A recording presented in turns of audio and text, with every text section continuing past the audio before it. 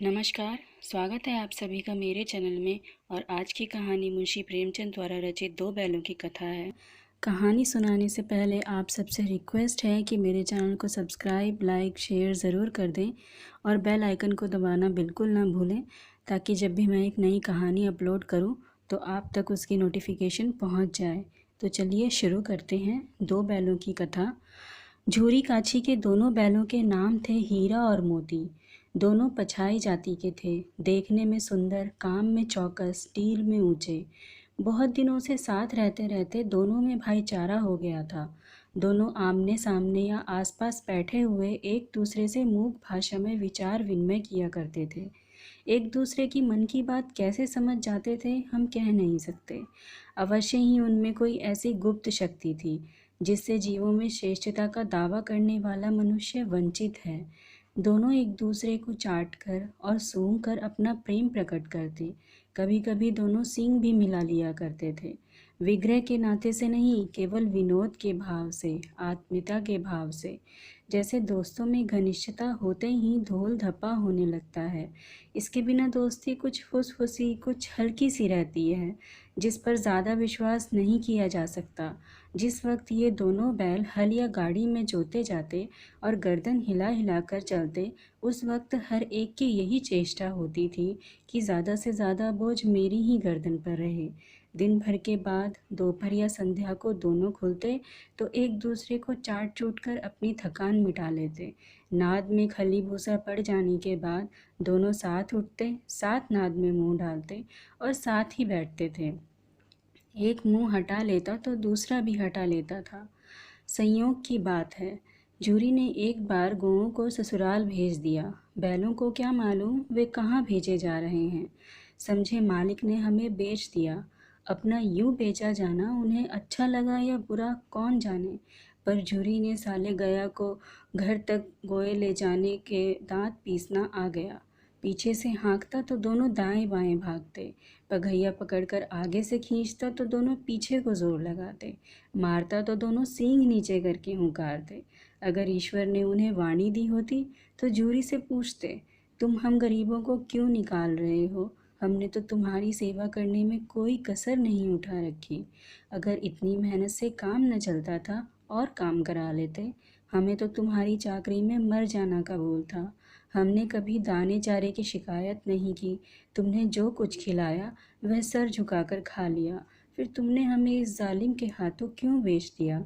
संध्या समय दोनों बैल अपने नए स्थान पर पहुंचे। दिन भर के भूखे थे, लेकिन जब नाद में लगाए गए तो एक ने भी उसमें मुंह न डाला। दिल भारी हो रहा था। जिसे उन्होंने अपना घर समझ रखा था वह आज उनसे छूट गया था। यह नया घर, नया गांव, नए आदमी उन्हें बेगाने से लगते थे। दोनों ने अपने मूक भाषा में सलाह की, एक दूसरे को कनखियों से देखा और लेट गए। जब गांव में सोता पड़ गया तो दोनों ने जोर मारकर पगे तुड़ा डाले और घर की तरफ चल पड़े। पगे बहुत मजबूत थे, अनुमान न हो सकता था कि कोई बैल उन्हें तोड़ सकेगा, पर इन दोनों में इस समय दुगनी शक्ति आ गई थी। एक एक झटके से रस्सियां टूट गई। झूरी प्रातः सोकर उठा तो देखा कि दोनों बैल चरनी पर खड़े हैं। दोनों के ही गर्दन में आधा आधा गराव लटक रहा है। घुटने तक पांव कीचड़ से भरे हैं और दोनों की आंखों में विद्रोह में स्नेह झलक रहा है। झूरी बैलों को देखकर स्नेह से गद्द हो गया। दौड़कर उन्हें गले लगा लिया। प्रेम आलिंगन और चुंबन का वह दृश्य बड़ा ही मनोहर था। घर और गांव के लड़के जमा हो गए और तालियां बजा बजा कर उनका स्वागत करने लगे। गांव के इतिहास में यह घटना अभूतपूर्व ना होने पर भी महत्वपूर्ण थी। बाल सभा ने निश्चय किया, दोनों पशुवीरों को अभिनंदन पत्र देना चाहिए। कोई अपने घर से रोटियां लाया, कोई गुड़, कोई चोकर, कोई भूसी। एक बालक ने कहा, ऐसे बैल किसी के पास न होंगे। दूसरे ने समर्थन किया, इतने दूर से दोनों अकेले चले आए। तीसरा बोला, बैल नहीं है वे, उस जन्म के आदमी हैं। इसका प्रतिवाद करने का किसी को साहस ही ना हुआ। झूरी की स्त्री ने बैलों को द्वार पर देखा तो जल उठी। बोली, कैसे नमक हराम बैल हैं कि एक दिन वहां न काम किया भाग खड़े हुए। झूरी अपने बैलों पर यह आक्षेप न सुन सका। नमक हराम क्यों है? चारा दाना ना दिया होगा तो क्या करते बेचारे।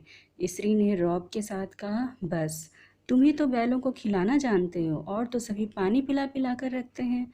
झूरी ने चिढ़ाया, चारा मिलता तो क्यों भागते। स्त्री चिढ़ी तो बोली, भागे इसीलिए कि वो लोग तुम जैसे बुद्धुओं की तरह बैलों को सहलाते नहीं हैं, खिलाते हैं तो डगर जोताते भी हैं। ये दोनों ठहरे काम चोर भाग निकले। अब देखूं कहाँ से खली और चोकर मिलता है। सूखे भूसे के सिवा कुछ न दूंगी, खाए चाहे या फिर मरे। वही हुआ। मजदूर को बड़ी ताकीद कर दी गई कि बैलों को खाली सूखा भूसा दिया जाए। बैलों ने नाद में मुंह डाला तो फीका फीका, ना कोई चिकनाहट ना कोई रस। क्या खाएं। आशा भरी आंखों से द्वार की ओर ताकने लगे। झूरी ने मजदूर से कहा, थोड़ी सी खली क्यों नहीं डाल देता। मालकिन मुझे मार डालेंगी। चुरा कर डाला ना दादा, पीछे से तुम भी उन्हीं की सी कहोगे। दूसरे दिन झूरी का साला फिर आया और बैलों को ले चला। सबकी उसने दोनों को गाड़ी में जोता। 2-4 बार मोती ने गाड़ी को सड़क की खाई में गिराना चाहा, पर हीरा ने संभाल लिया। वह ज़्यादा सहनशील था। संध्या समय घर पहुंचकर उसने दोनों को मोटी रस्सियों से बांधा और कल की शरारत का मज़ा चखाया। फिर वही सूखा भूसा डाल दिया। अपने दोनों बैलों को खली चूनी सब कुछ दी। दोनों बैलों का ऐसा अपमान कभी ना हुआ था। झुरी उन्हें फूल की झड़ी से भी न छूता था। उसकी टिटकार पर दोनों उड़ने लगते थे। यहाँ मार पड़ी। आहत सम्मान की व्यथा तो थी ही, उस पर मिला सूखा भूसा। नाद की तरफ आंखें तक ना उठाई। दूसरे दिन गया ने बैलों को हल में जोता, पर इन दोनों ने जैसे पाँव ना उठाने की कसम खा ली थी। वह मारते मारते थक गया, पर दोनों ने पाँव ना उठाया। एक बार जब उस निर्दयी ने हीरा की नाक पर खूब डंडे जमाए तो मोती का गुस्सा काबू के बाहर हो गया। हल लेकर भागा। हल, रस्सी, जुआ जो सब टूट टाट कर बराबर हो गया। गले में बड़ी बड़ी रस्सियाँ न होती तो दोनों पकड़ में न आते।